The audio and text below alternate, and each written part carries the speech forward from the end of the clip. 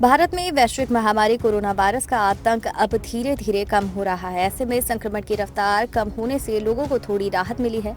देश में लगातार 9 दिनों से कोरोना संक्रमण के नए मामले कम बने हुए हैं। 21 जनवरी को रिकॉर्ड तोड़ 3,47,000 नए संक्रमण मामले आए थे। उसके बाद से नए संक्रमण के मामलों में कमी देखी जा रही है। विशेषज्ञ मान रहे हैं कि तीसरी लहर की पीक पार हो चुकी है और ये धीरे धीरे खत्म होने की ओर है। पिछले 9 दिनों से आए नए मामलों में हो रही कमी।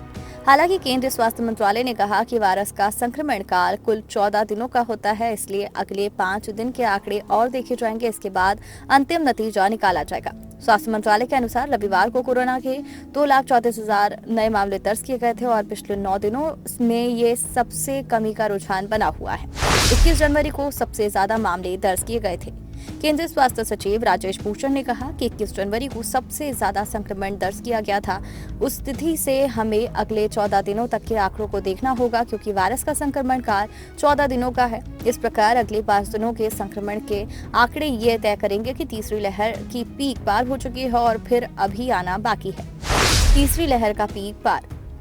पिछले सप्ताह केंद्रीय स्वास्थ्य एवं परिवार कल्याण मंत्री मनसुख मांडविया ने कहा था कि कोरोना के मामले एक सप्ताह से स्थिर हो चुके हैं। ये तीसरी लहर के कमजोर पड़ने का संकेत है।